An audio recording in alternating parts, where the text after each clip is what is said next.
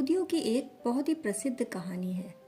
एक निर्धन यहूदी धर्मगुरु ने एक रात सपना देखा कि देश की राजधानी में जो नदी के ऊपर पुल है, उसके एक किनारे बिजली के खंभे के नीचे धन गड़ा है। उसने धन भी देखा, हीरे जवाहरात चमकते हुए देखे।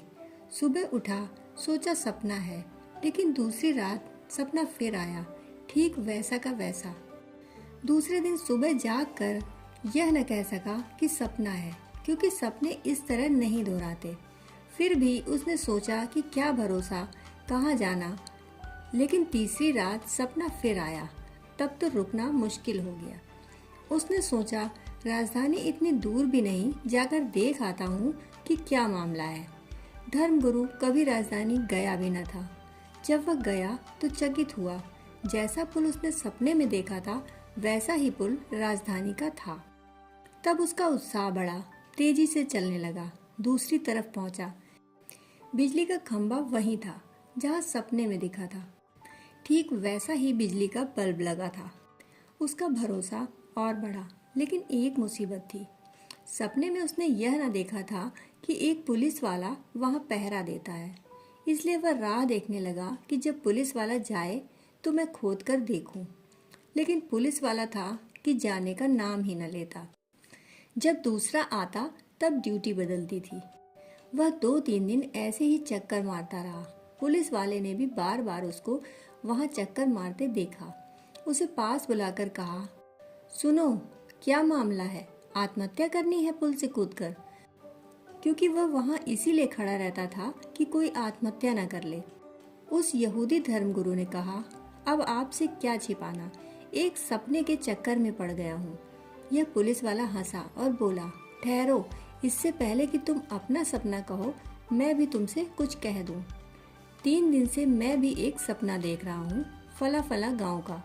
उसने नाम लिया तो वह धर्मगुरु बड़ा हैरान हुआ कि वह तो उसी के गांव का है। जिस गांव की वह बात कर रहा था और जिस धर्मगुरु का वह नाम ले रहा था, वह तो वही है। उसने कहा, अरे ठहरो, यह तो मेरा ही नाम है और ये गांव का नाम तो मेरे गांव का नाम है। मैं ही हूँ वह धर्मगुरु।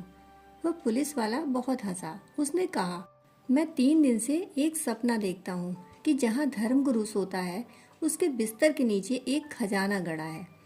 एक दिन मैंने सोचा सपना है, दूसरे दिन कैसे सोचूं कि सपना है, हीरे जवाहरात सब साफ दिखाई पड़ते हैं, और आज तीसरी रात फिर सपना देखा।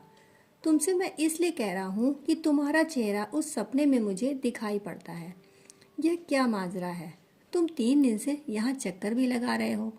उस धर्मगुरु ने कहा, अब कुछ माजरा नहीं, मैंने कुछ और ही सपना देखा है, लेकिन अब मैं कुछ कहूँगा नहीं। अब मैं वापस जाता हूँ अपने गाँव। वह भागा भागा गया। उसने अपनी खाट के नीचे खोदा तो खजाना वहीं पाया। हसीद फकीर इस कहानी में बड़ा रस लेते हैं, क्योंकि यह कहानी जीवन की कहानी है। हम सोचते हैं कि कहीं और खजाना गड़ा है, किसी राजधानी में, किसी पुल के पास, लेकिन वहाँ जो खड़ा है वह यह सोच रहा है कि हमारे ही घर में खजाना गड़ा है। हम जहाँ हैं वहाँ राजी नहीं, जो जहाँ है वह वहाँ राजी नहीं। जीवन का स्वप्न कहीं और ही पूरा होता हुआ दिखाई देता है।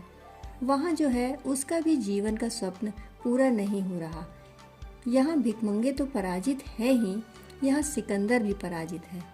यहाँ भिखमंगे तो खाली हाथ हैं ही, यहाँ तो सिकंदर भी खाली हाथ है।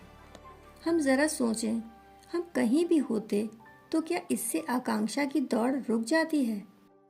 हम सोचते हैं जिस महल में हमें होना चाहिए था उसमें कोई है। यदि हम उससे पूछें, वह कहीं और होने की दौड़ में लगा है। हम जिस पद पर नहीं हैं और सोचते हैं होना चाहिए था, उस पद पर भी कोई है। यदि हम उससे पूछें, वह कहीं और जाने की तैयारी में लगा है। जिस गांव में हम पहुंचना चाहते हैं वहां भी कोई रहता है। यदि उससे पूछें, वह भी बोरिया बिस्तर बांधे बैठा है कि कब ट्रेन मिल जाए और वह कहीं चल पड़े। दोस्तों, कहानी सुनने के लिए आपका बहुत बहुत आभार।